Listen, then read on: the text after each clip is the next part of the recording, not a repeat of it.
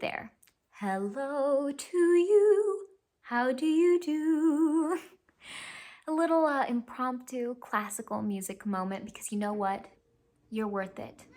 And we deserve to start off this week with positivity and light and only the best vibes. But I'm doing a little bit of future talk here, talking about the start of a week, considering right now I'm in Saturday night. Actually, do you wanna take a guess at what time it is on a Saturday for me? It's 9 o'clock on a Saturday. Is that a good enough hint? Up at bat, we've got Queen. We've reached the Queen slot in our rotation, and the last time we hit Queen, we did Queen 1, side 1, so side 2 is up at bat, right? And kicking off side 2 for us, we've got Liar. So let's get into it.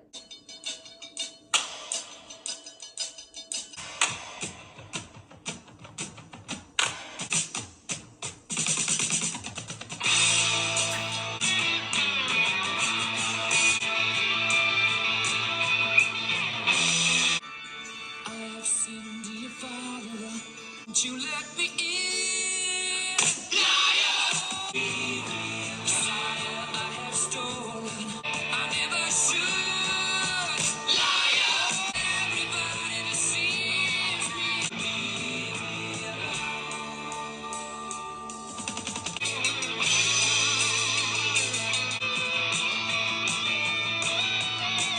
What's the luxury? Lying to me, liar. It's when you direct me, liar, liar, liar,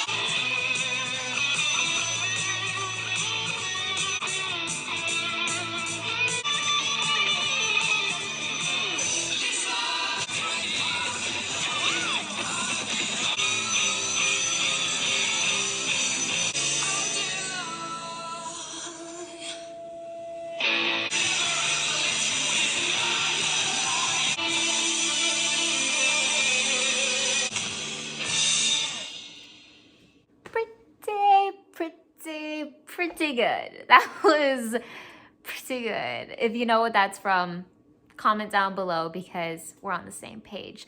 But I can't believe this is the first time I've ever heard this song. It was amazing. I love all the implications, right? With the title being Liar and the refrain mentioning everything you say is a lie, whatever. It makes all the promises that were made throughout, and all the pleading and begging, and everything sounded like it was a big lie, right? Or maybe this is like an uncovering All the lies of the world, all the lies we tell ourselves, all the lies we believe. all the lies we tell others.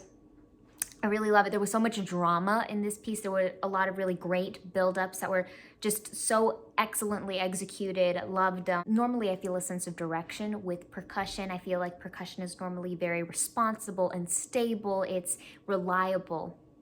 Here, it felt like it was a source of playfulness. Not to say it wasn't reliable, but it was just, it added to the drama. It wasn't the control or the constant. It was part of the variables, part of the juiciness and the amazing, ever-changing nature of this song. Although I did feel like it kept a sort of consistency. It felt like it was consistently growing, right? We had moments where we could feel like an ascension happening, like we were ascending upwards a few times, but then there was a key moment where it felt like we were descending.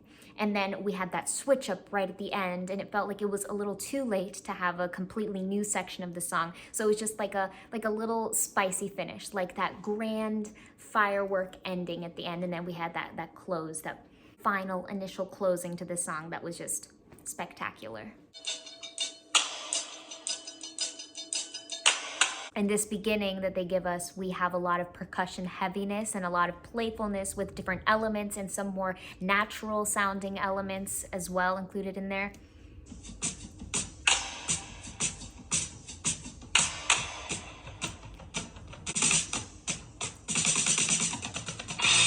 They even give us a little switch up and some play in the rhythm. You know, they do a little rubato and steal time there.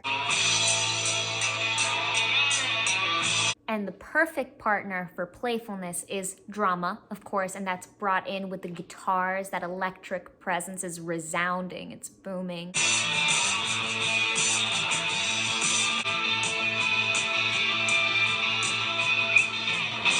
we had a little bit of some climbing action, but then it was pulled back down, a little fall. Okay, so the fact that that little moment where we have that play in the tempo that's led by the percussion, the fact that it's repeated signifies that they're kind of using that as a pickup to steer us into a new section of the song. And here we can hear the overarching tones happening from the organ that are so shining and beautiful. And there we had one of our marvelous ascensions that happens in the song. Father, I have sinned.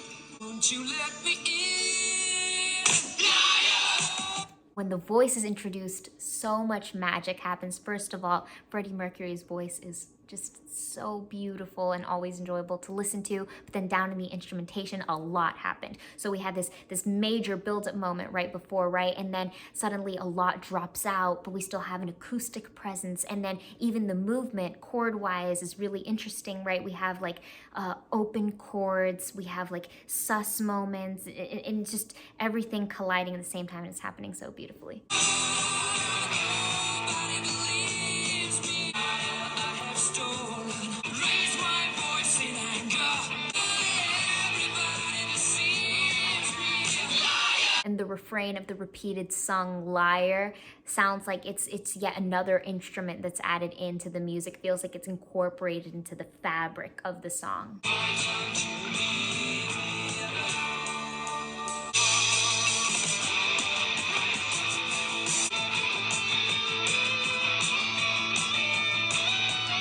There we had another build-up moment that created so much tension.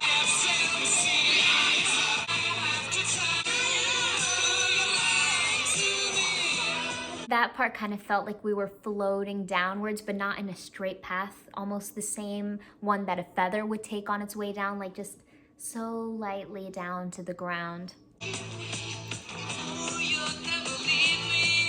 He shows us so many different textures of his voice, and in that sense, he kind of reminds me of Paul McCartney, because we saw that so much with his lead vocals on Beatles songs. And I guess we'll see more of that when we hit more Paul McCartney solo albums post-Beatles.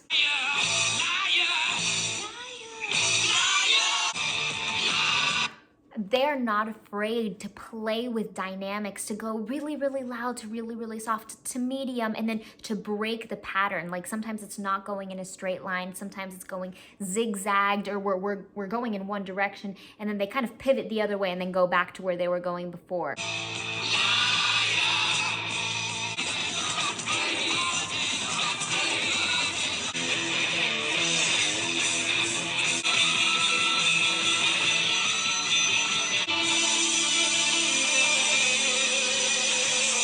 What really sets Queen apart from other bands is that they know how to utilize elements of different genres across the board to create a new take on rock that you can even hear in current rock songs, or even in the metal category. I feel like a lot of metal songs pull inspiration from Queen, which is really special because Queen sometimes even uses classical music approaches, even in the vocal delivery. At number 2 on side 2, we've got The Night Comes Down.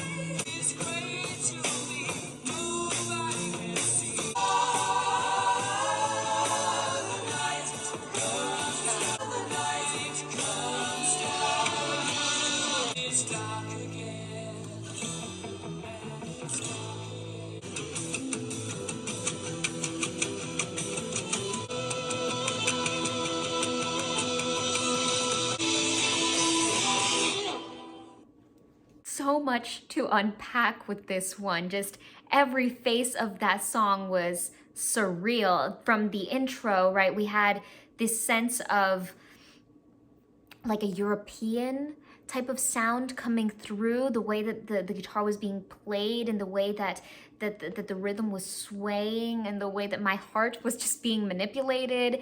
It felt very, very Spanish or just European influenced. And then throughout, once the vocal was included, instead of feeling that what comes up must come back down sensation, it felt like the reverse. It was whatever is brought down must be pulled back up or built back up again. They twisted that idea around on us, and that was really interesting and just so pleasant to hear. Then at the end there, I was literally sitting on a roller coaster. Like, I can recall that same exact feeling that I felt in my lungs and in my stomach when, you know, you're going up on a roller coaster, and this anxiety is just building because you know you're about to fall down, and then that ending was just so abrupt. It was almost as if we went down the most steep slide ever. Just boom, and we're at the floor again. Once more, we revisit that playful rhythm manipulation with the percussion, the drums. It's just a mix between that filter, that effect that's placed on the instrument, and then the way that the pitches are being ran through so quickly, the way that the song is just racing. It builds this environment that's like compelling. It's like something that you just can't look away from.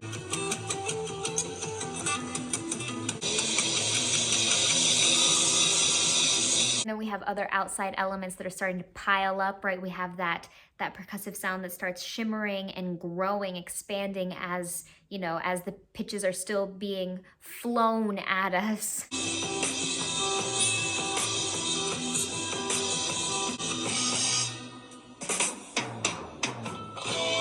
Then we have that rhythmic play again as a sort of a reset before going into the next section.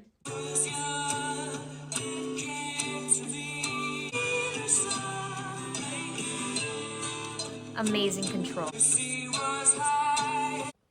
was high, and so was I. Where have we heard that idea before?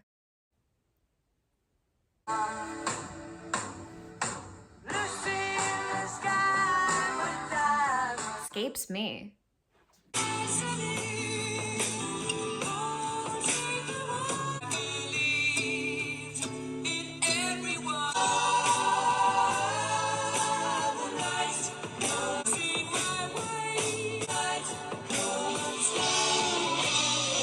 I really love that lyric to music reflection going on, right? We have the night comes down in the lyrics in this chorus section, and then the music takes steps downward too. The melody follows the lyrics. Oh, the night comes down. It's really interesting movement right at the top there. The notes are a little bit closer together, but as it comes downward, it falls away from each other. It's growing exponentially as it's falling down.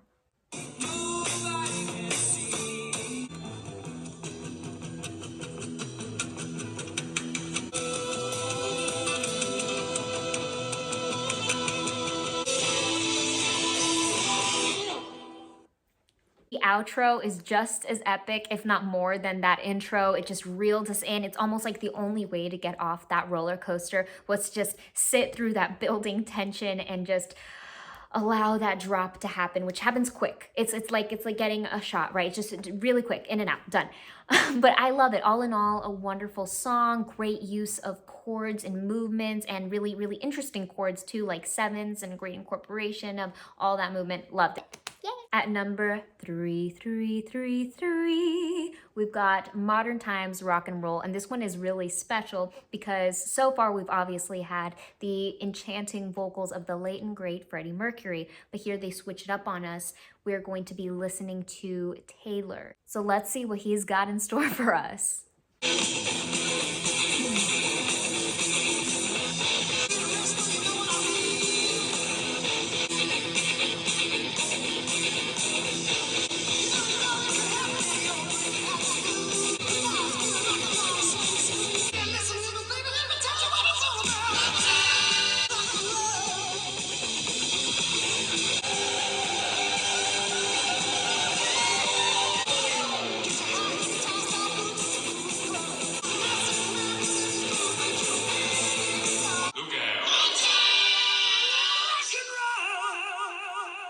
that was a cool ending, that echoey reverb effect put on the voice there.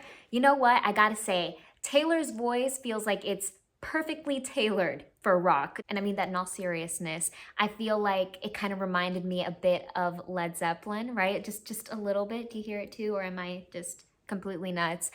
I don't know why. I feel like his voice is more so what you would associate with rock and roll. Like Freddie Mercury's is a little bit more theatrical, a little more unique and different, which is why it works so well for Queen and it established the sound that they have. But it's so mind-blowing how amazing the other vocalists in this band are. I had never heard another Queen song fronted from another band member. So that was really cool, really great experience. With this particular song, Modern Times Rock and Roll, it felt like they wasted no time at all. That intro was a lot shorter compared to song number 1 and song number 2. And then the tempo was really fast and stayed consistently fast throughout. With the other 2 songs on this side, including songs on side 1, so with the first 6 songs on this album, it felt like they mixed it up a little bit. They did have fast passages and perhaps sometimes even faster, but then they slowed it down and they manipulated time and played with us. Here, it felt like it stayed pretty consistent and it stayed at 100, like at full velocity, right out the gate, zoom. And incorporating a song like that actually is mixing it up for Queen. So they're keeping us on our toes in many, many ways.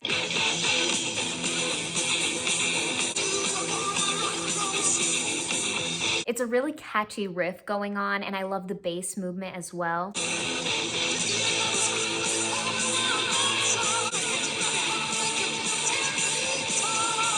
And it makes so much sense that they would have Taylor singing this one because since his voice is so rock and roll-esque, it fits with this song titled Modern Times Rock and Roll.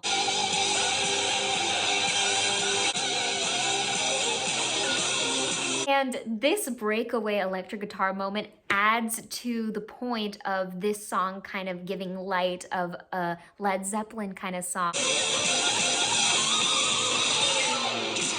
And I didn't want that to escape me. I wanted to point out that little piano moment because I feel like it's clouded by all these other really harsh elements going on around it. And it's like this little moment of some sparkle, of some shine. It's almost like a day that's extremely cloudy, but you can see a sliver of sun ray shining through it, even if it's for a second, which is what happens here. It's for a split second.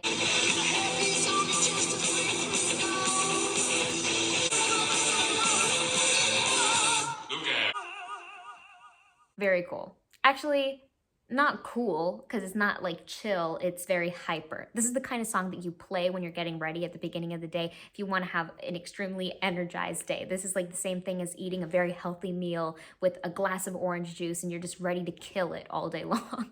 Hemos llegado al número 4. Son and daughter.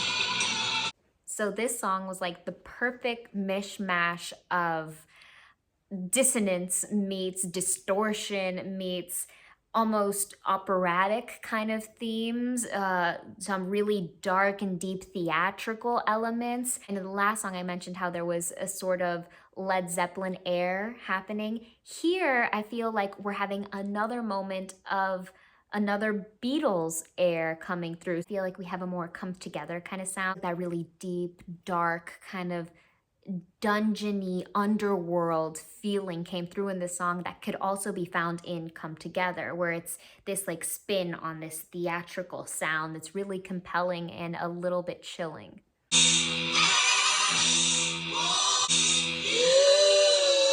They even grace us with that beautiful Beatles-esque, perfectly executed slide right there.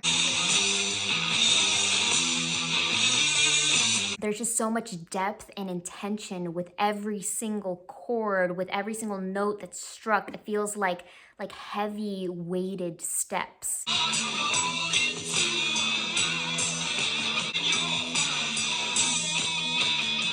And even though it feels like every single moment is filled with music, like there's just endless sounds being poured over our heads, there's a sort of drag in the tempo which adds to that weighted feeling.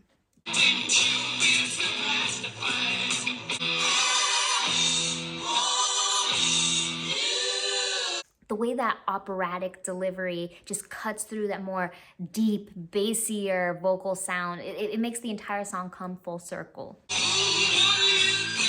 And then they give us this overarching high-pitched distortion, which adds to that deep feeling because, you know, right from the beginning, we're being dragged and pulled down both in the tempo and pitch-wise. But now with the added layer of this high pitch, it's just all in all dark and eerie no matter where we're at on the scale.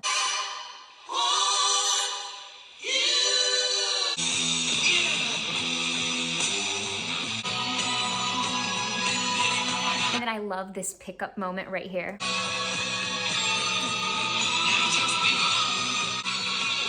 A slight speed up.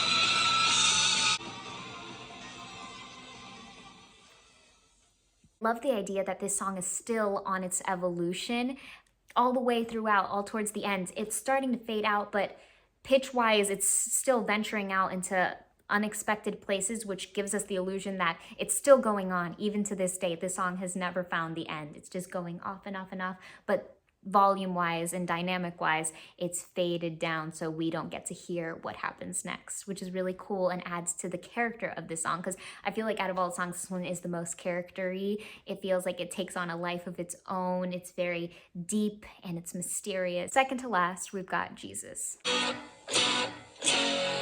Then I saw him in the crowd. A lot of people had gathered round. All going down to see the Lord down. Then came a man before his feet, he fell dead. Go now, you're a new man instead. To see the Lord Jesus.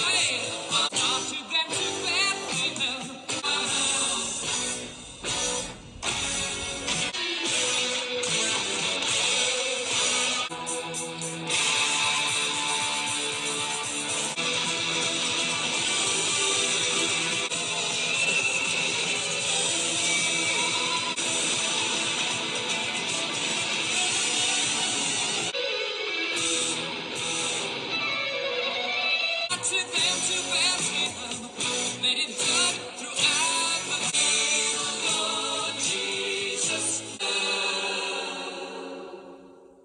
I had already counted the voice out, but foolish of me to count anything out at any point. I feel like I should have learned by now. Whenever I think something's gonna go one way, always flips on me, no matter who we're listening to. If it's Pink Floyd, the Beatles, post-Beatles album, Led Zeppelin, and now Queen, expect the unexpected, or just come in with no expectations at all. So I gotta work on that. But that was so splendid.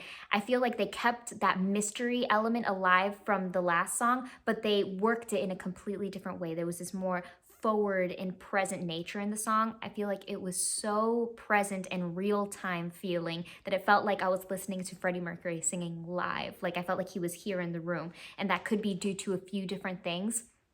First of all, his own technique, right? I feel like the placement of his voice was very forward, which we've already seen that he employs all these different techniques to give us these different sounds.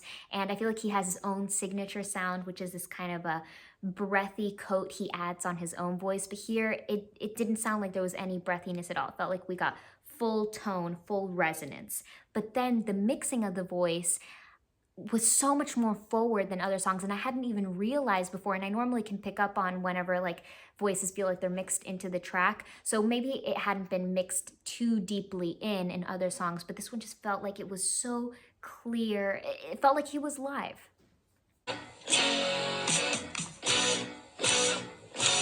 If nothing else, I feel like all the intros to the songs are what's tying everything together, which actually that sounds exactly like what intros are supposed to do. They're supposed to be like the links from one song to the next if you're listening to the full album without stopping all the way through, right? That's what a good intro should do. And with the particular intro of Jesus, it feels like it's inundated with this very, very significant, very important sounding minor moment. Then I saw him in the crowd. The old man said nothing, he just said about him. Oh, Jesus. I'm crazy about the harmonies on this one. I'm clean to the leper, right here, going down. And I've noticed he does a lot of little trills and he adds a lot of embellishments, little runs and riffs here and there that are very tight. And this is such an exciting musical break because it feels like the musical version of the Clash of the Titans.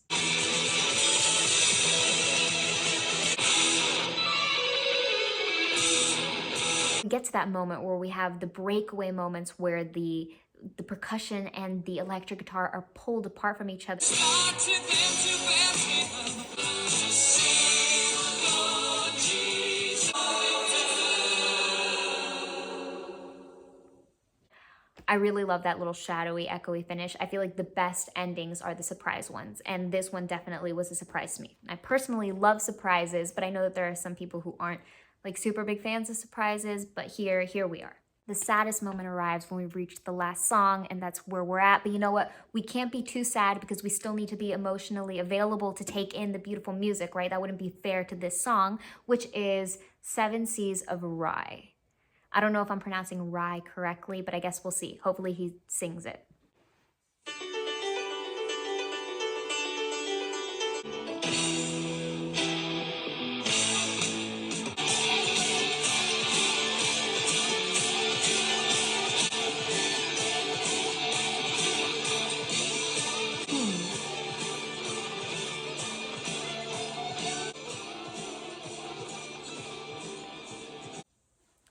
Oh, that was a nice short little instrumental ditty that they gave us. I was gonna say that it was very uplifting. I was really excited for the direction that was gonna go. Not that I'm disappointed in any way, but I just didn't listen to my advice from earlier To not expect anything. I had expectations, but I appreciate that for our ending because it was a surprise. And like I said, I love surprises, so we're just gonna go with that. But it was nice. It was still uplifting. I really love keys. I feel like they have this sort of magical element, and the direction that the movement was going in was beautiful. And the fact that they had been decrescendoing for quite a while, so they did that really gradually but very effectively, was tremendous. This entire album was so good. I can't believe I'd never heard any song on it before. I'm actually not even remembering the first side. I have to go back and listen to all of it. And if you haven't seen side 1 reaction, I will be linking that below. Thank you guys for all of the comments and all of the love recently. I really enjoy our conversations. I really, really enjoy hearing from you. So keep them coming. They turn my day around in more ways than you know. Thank you so much for that. And remember to continue to take care of yourself and to take it easy.